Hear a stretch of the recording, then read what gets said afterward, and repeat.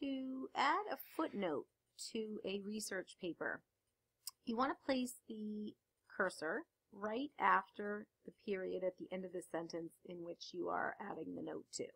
In this case, you can see that I have my insertion point right here at the end of this sentence. Any device that connects to the internet is susceptible to mobile malware. I'm going to be inserting a footnote here, so I want to make sure that I go to my References tab. Make sure that you choose Insert Footnote. There are several other options, one of them being EndNote. Footnote, though, is what we want. We want this to appear at the bottom of the page that the note is actually on. So I'm going to choose Insert Footnote here.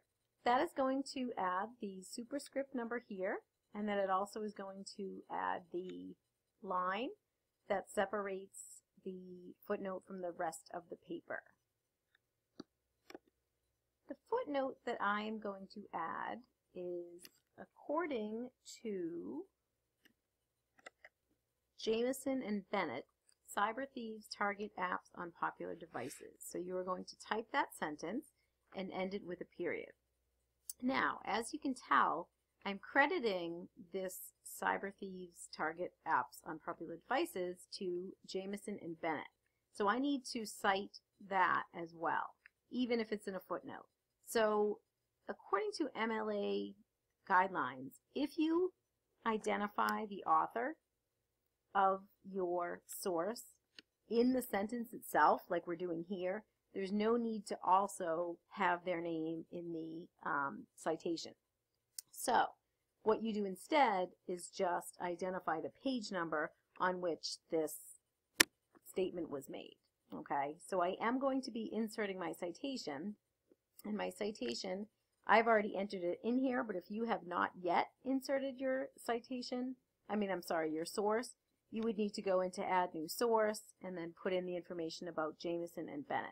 I happen to have already typed it in here, so I'm just going to insert it like this. Because it defaults to giving me Jamieson and Bennett, the names of the authors, I want to change this. So what I need to do is click on it, which is going to show me my citation options drop down. And when I do that, I am able to edit the citation.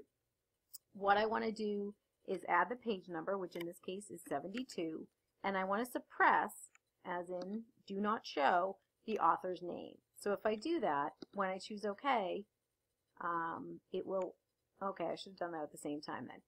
It will show me instead what I did not suppress, which in this case is the name of the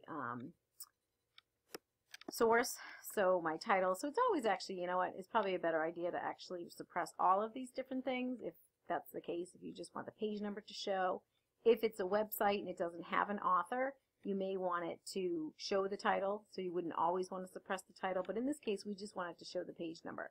So I suppress all three of those and then choose OK, and then I get my properly done citation. Keep in mind that your citation should be inside the period. So in this case, I want a period at the end of my citation, but actually I want to remove the one that was here after devices. So the period should be between your, the end of your sentence. I'm sorry, the period should be after the end of your sentence, but also after your page number or your citation, as you see up here, same type of thing. Okay, so that's how you put in a footnote. As a note, let me just say, as a frequently or commonly made mistake, if your footnote, when you put it in, does not appear on the same page in which you placed it, then what you actually did instead was create an end note. If you did that accidentally, it's very easy to fix. If it was an end note, when you right-click on it, you would have an option to convert to footnote in the same way this one says convert to end note. So after you've done it, there's no need to do it again. You could actually just modify that as necessary.